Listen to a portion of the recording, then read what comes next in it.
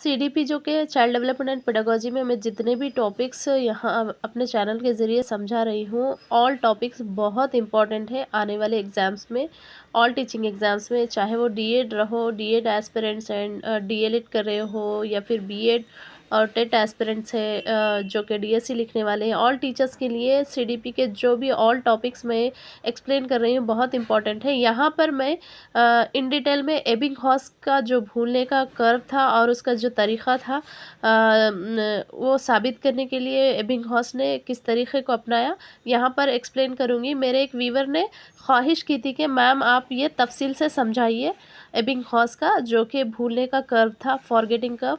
Amount of forgetting कितनी देर में कितने परसेंट हम लोग भूलते हैं सीखी गई चीज़ों को, मैं आपको समझाऊंगी।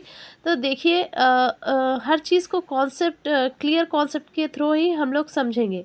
जब हमारा कॉन्सेप्ट क्लियर हो जाएगा तो वो चीज़ हम नहीं भूलेंगे और हम किसी भी सीखी गई चीज़ को बार बार दोहराने से, प्रैक्टिस करने से हम उस चीज़ को अच्छे से याद रख सकते हैं।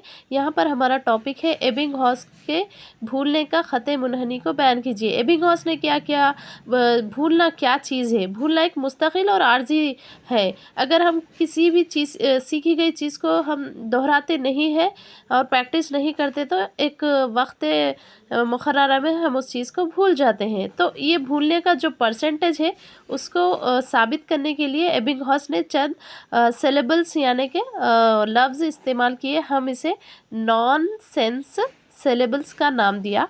तो देखिए यहाँ पर इम्पोर्टेंट है 3 NOF BDF एंड CEM। ये मीनिंगलेस लफ्ज़ है, इसका कोई मीनिंग नहीं है, लेकिन एक इंसान इसको याद करने के बाद कितनी देर में याद रख सकता है और उसका जो टाइम पीरियड था ये जो टाइम पीरियड है, ये चीज़ को अच्छी मश्क कराने के बाद एक इंसान कितने टाइम तक इस सिलेबल्स को याद रखता है।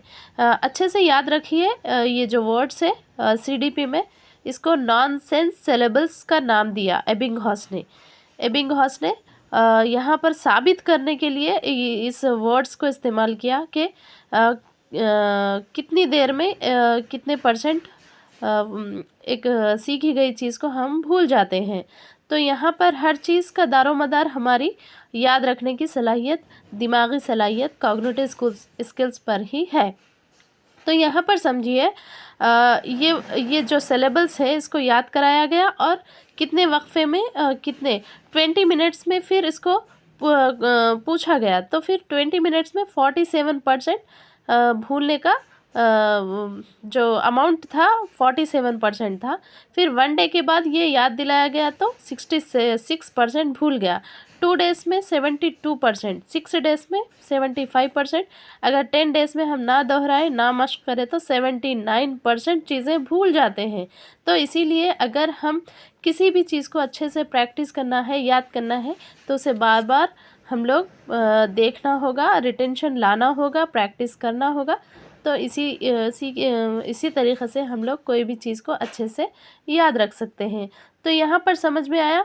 तो ये एबिंगहॉस एक साइकोलॉजिस्ट है जिसने भूलने का जो तजुर्बा था, भूलने का जो एक एक्सपेरिमेंट था उसी ने किया है। यहाँ पर नॉनसेंस सिलेबल्स को लिया गया है जिसका कोई मीनिंग ही नहीं है।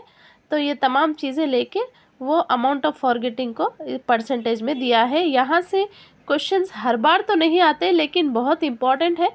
सीडीपी में अगर भूलने का जो भी टॉपिक आ रहा तो आपके जहन में डायरेक्टली आ जाना चाहिए कि ये एबिंगहॉस ने बताया है। एबिंगहॉस नाम याद रख लीजिए, एबिंगहॉस।